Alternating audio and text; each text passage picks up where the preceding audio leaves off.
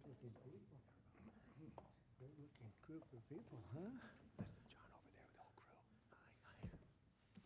Congratulations. Well, thank you very much, everybody. This is a very important day.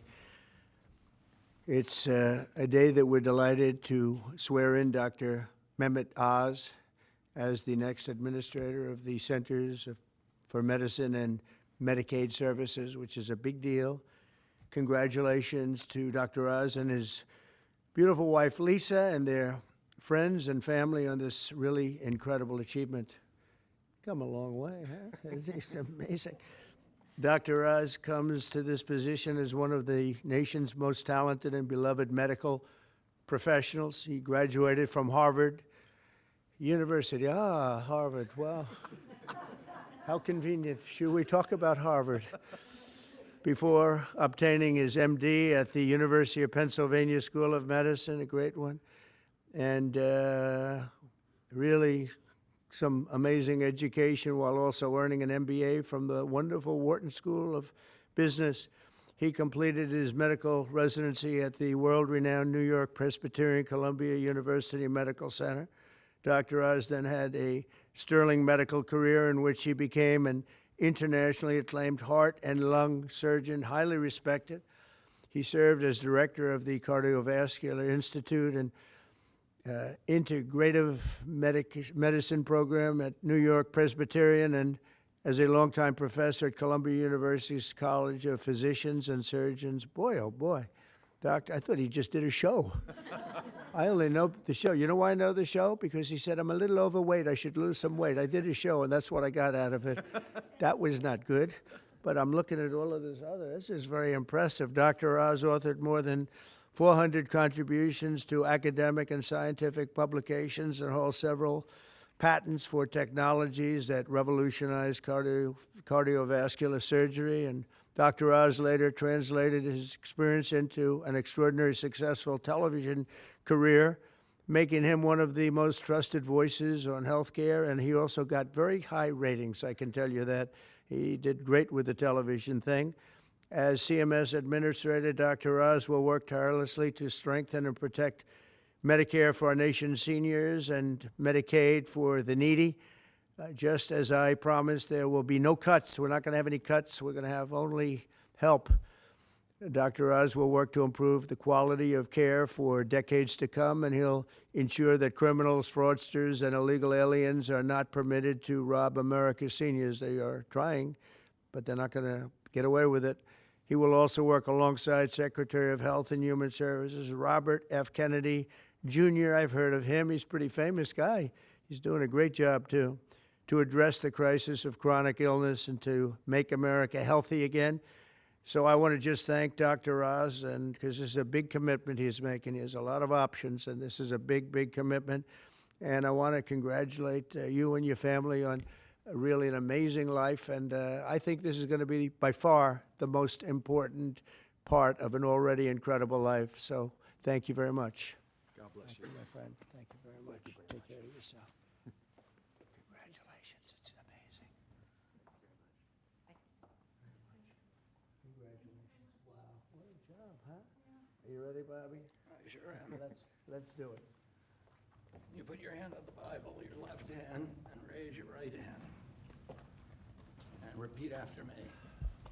I, Mehmet Oz, do solemnly swear I, Mehmet Oz, do solemnly swear that I will support and defend the Constitution of the United States that I will support and defend the Constitution of the United States against all enemies, foreign and domestic, against all enemies, foreign and domestic, that I will bear true faith and allegiance to the same, that I will bear true faith and allegiance to the same, that I take this obligation freely that I take this obligation freely, without any mental reservation without any mental reservation or purpose of evasion, or purpose of evasion, and that I will well and faithfully and that I will well and faithfully discharge the duties of the office on which I am about to enter. discharge the duties of the office upon I'm about to enter. So help me God. So help me God. God bless you. Congratulations. Thank you, brother.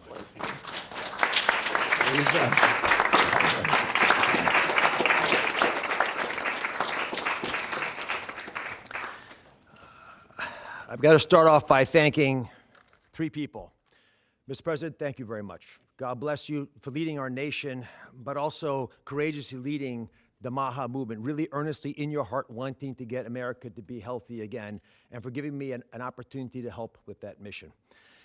Secretary Kennedy has been leading the charge at Health and Human Services. A dear friend, like a brother, has done unbelievably courageous work because he's curious and he's started answering a lot of important questions.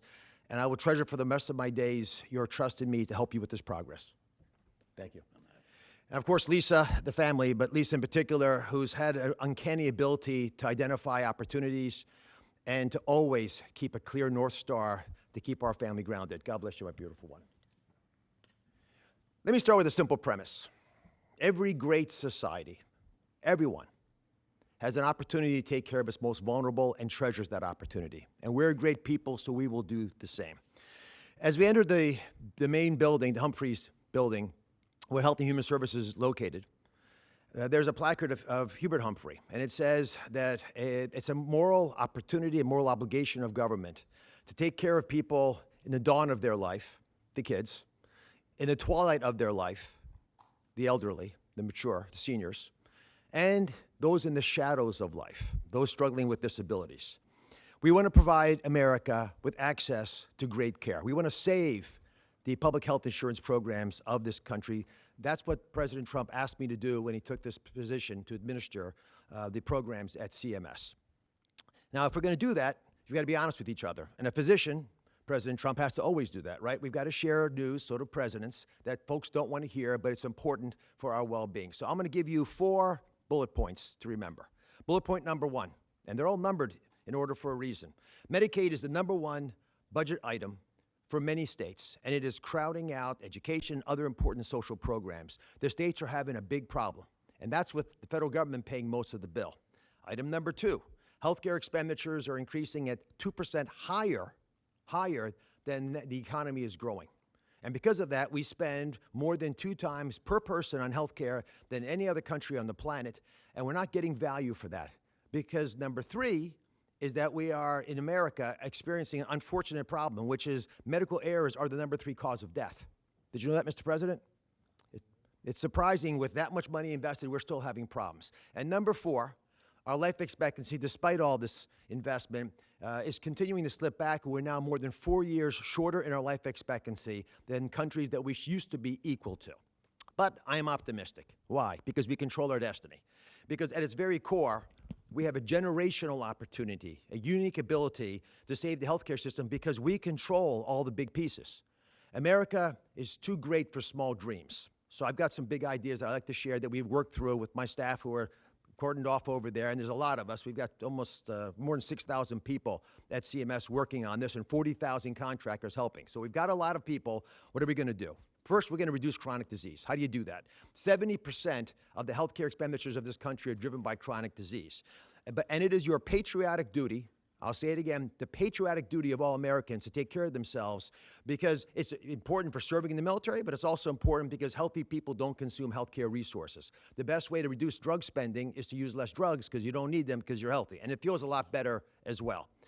The President and Secretary Kennedy have been pushing the MAHA agenda because it makes it easier for people to do the right thing, especially the mothers of this great land, because they're the ones who really get caught with this responsibility. They're the ones deciding for their kids. They're the ones we want to empower. And curiosity, which is the key word here, truly asking questions you want the answers to, will allow the MAHA movement to thrive. The next big thing we want to focus on is modernizing Medicare and Medicaid. That's how Americans will get the care that they want, need, and deserve. We need to empower patients and providers, both. The doctors and the patients both have to be equipped with better tools. And the President is showing that he actually does love and cherish Medicare with all these executive orders, like the one on transparency, sir, that really helps us by making sure people are equipped with information. So you shine a light in the dark shadows where so much of the problems happen with the healthcare system. And remember, the most expensive care is bad quality care. That's what we want to stamp out. And finally, we want to crush fraud, waste, and abuse. This is stunning to me. And I've got a message for all the bad guys from me, the Secretary, and the President. We are going to stop people from stealing from our most vulnerable, from stealing with the taxpayers of America, or honestly trying to support these programs. And we're going to be able to do it in quite a few ways. We are coming for you. And I'll give you a couple examples. Mr. President, these are ones that you may want to use in some of your future conversations. Almost 250,000 people, American citizens, were fraudulently enrolled without their knowledge in exchange programs by brokers who were unscrupulous, stealing from the U.S. government by pretending these people were on programs they never told them about. Tens of millions of dollars, Mr. President, are being spent on illegal immigrants receiving Medicaid in California, and they're pushing the bill to us. Should we stop that? I think so. That will not continue. We're spending about $1 billion on Medicaid programs for dual state eligible patients, which means you live in one state, but the system thinks you're another state, and maybe a third state, and we're paying all 3 states for services you're not getting because you don't live in 3 states all at once. And finally, and this one really bothers me, there are states who are using Medicaid dollars for people who are vulnerable are being used for non-medical purposes. For example, public labor unions are getting child care through some of this money. That doesn't make sense to me. Housekeeping, I wish I could get that for my home. There's a big problem with student loan repayments taking place with Medicaid dollars. That's not where it should be used. And we are paying for DEI programs. I could go on, but these are all programs, Mr. President, that we have created a war room at CMS to go after, to catch the fraud in real time before the money leaves the federal coffers, so we have the money to reinvest in health care to make it even stronger than it's been before. Together, we're going to make the care better. We're going to make the outcomes improve, and we're going to make sure that America can actually be the healthiest country that could ever possibly be. We'll make America healthy again. God bless you both, sir.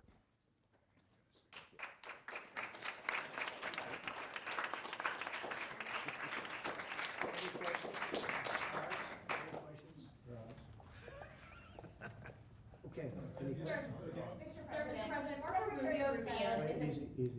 President, Secretary Rubio said that the U.S. will have to figure out whether a deal can be done between Russia and Ukraine in a matter of days, or you will just move on. Yeah, very shortly.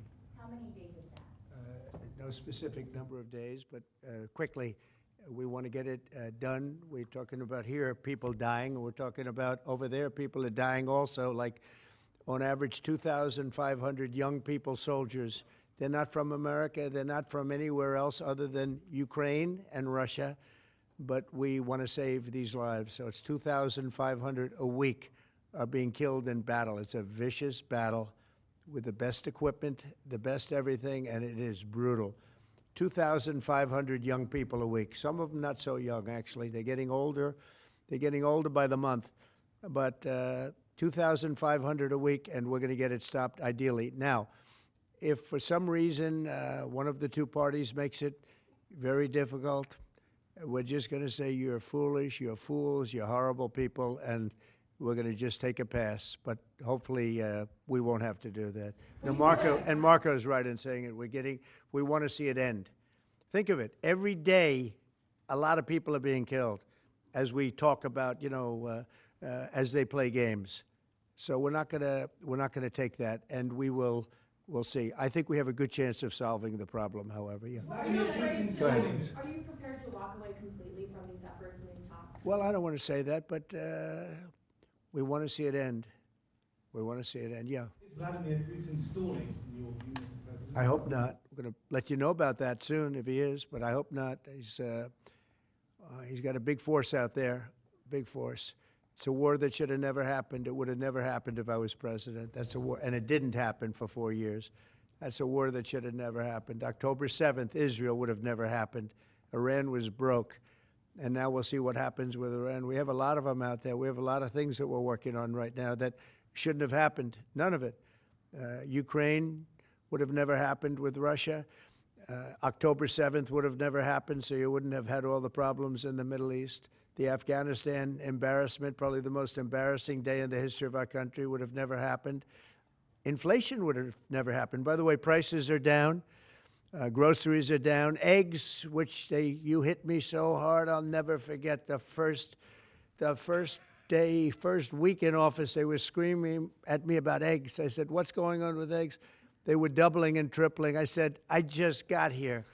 They were up like double, triple, and you couldn't get any. They said, you won't have eggs for Easter. Well, you can have all the eggs you want. I'll tell you, Brooke Rollins, Secretary of Agriculture, did a great job. And the egg prices are down 87%. But nobody talks about that. You can have all the eggs you want. We have too many eggs. In fact, if anything, the prices are getting too low. So I just want to let you know, prices are down. Gasoline yesterday in 3 states hit $1.98 a gallon, and it looks like it's at a level that it hasn't seen since my days, my 4 years. So it's about I'd say maybe. I think we're going to be averaging $2.25 very soon. So I just want to let you know, though, because I keep hearing about prices and inflation. Prices are coming down, not going up. Only the fake news says they're going up. The only thing that's even are interest rates. And if we had a Fed chairman that understood what he was doing, interest rates would be coming down too. He should bring them down. Yeah, please. Mr. President, what do you need to see from both sides in order to keep negotiations going? What do you want to see from Russia and Ukraine? I have to see. My whole life has been one big negotiation, and I know when people are playing us, and I know when they're not, and I have to see an enthusiasm to want to end it. And I think I see that enthusiasm. I think I see it from both sides. Do you think Russia's But you're going to playing- know soon. Do you think Russia's playing you? No, nobody's playing me. I'm trying to help. This was Biden's war. By the way, by me getting involved, they'll say, oh, Trump. This is not Trump's war. This is Biden. This is a war that should have never happened. Okay? Think of it. Those cities are crushed and crashed, and all those beautiful steeples, the most beautiful in the world, actually considered the most beautiful in the world, most of them are now smashed to smithereens, as they say, and lying on the ground in a million pieces. Those towns are crushed, the whole place. It's so horrible. And millions of people are dead, far more than you think. That's one thing you're going to get out of this war. You're going to find out that your estimates are far lower it's far worse than people think. Nobody's playing anybody. We are going to see if we can get it done. I think we have a really good chance of getting it done, and it's coming to a head right now. If you do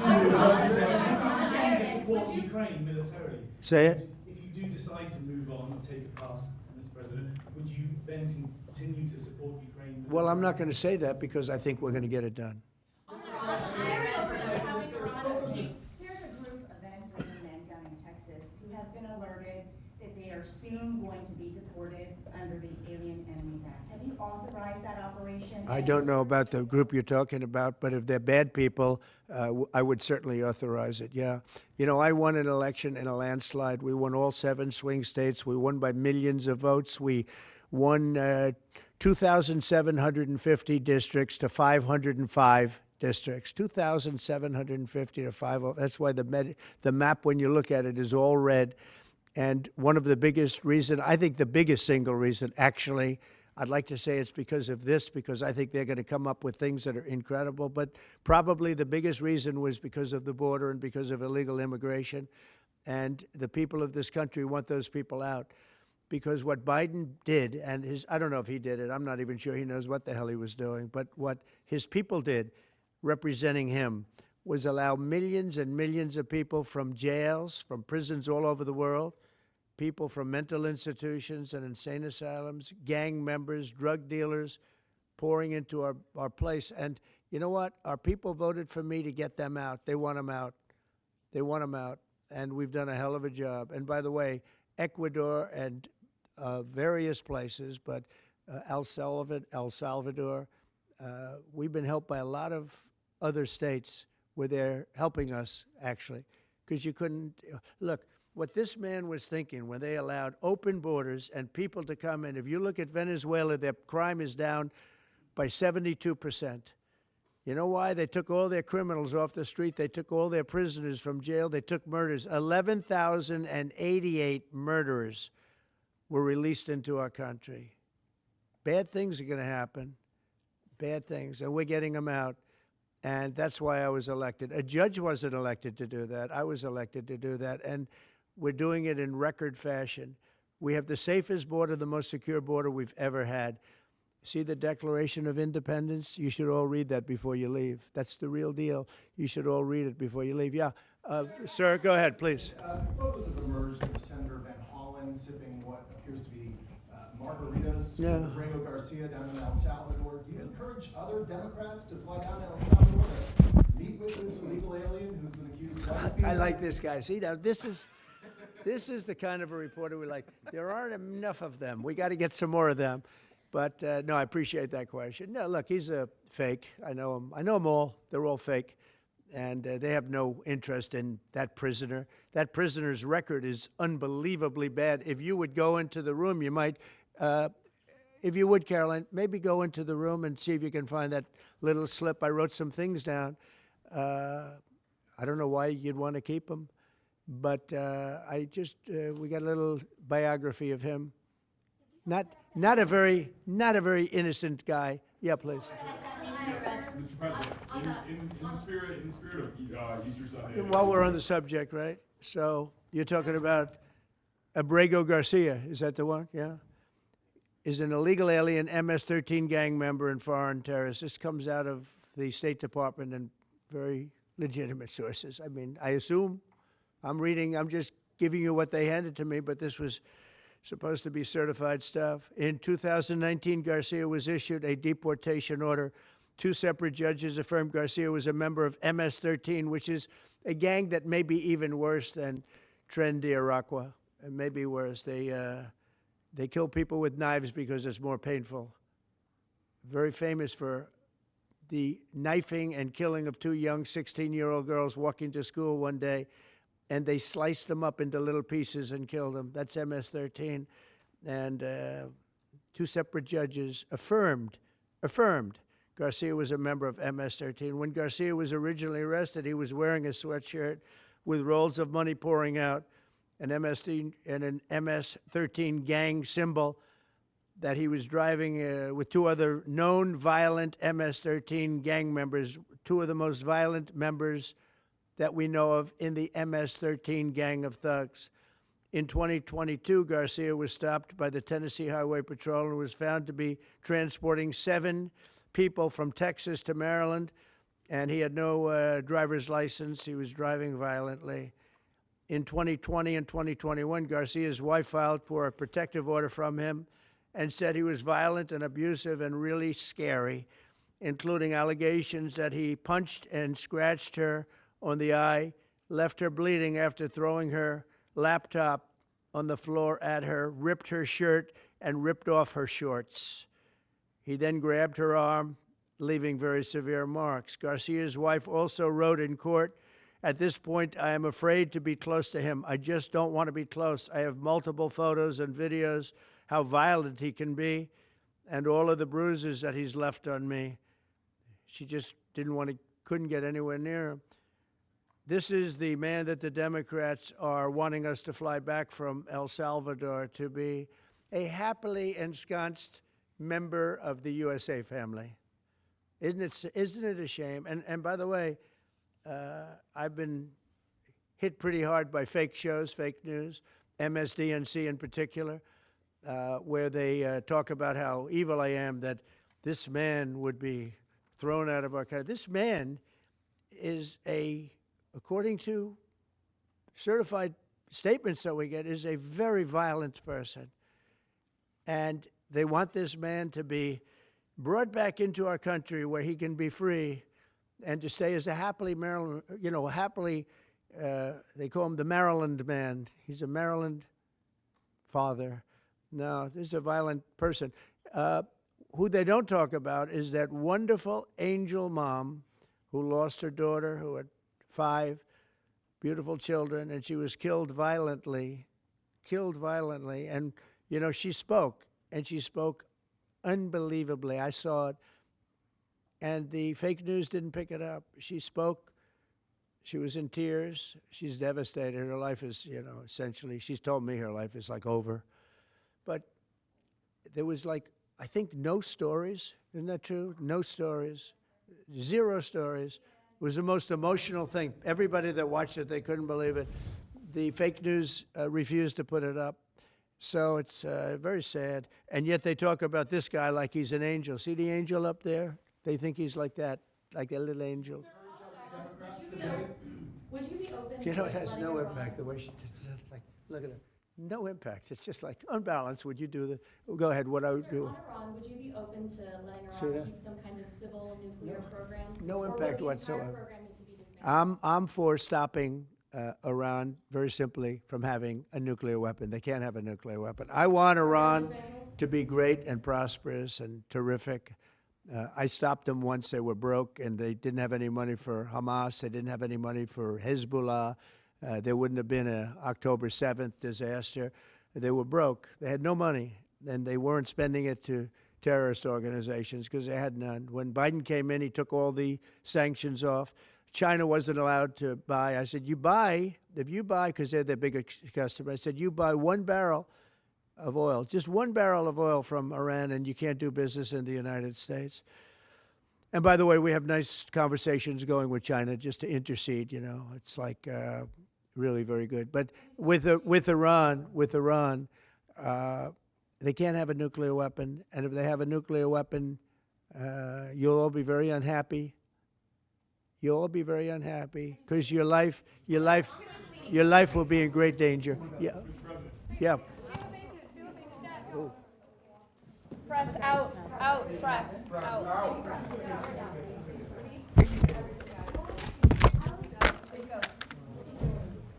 No, she's not. Out.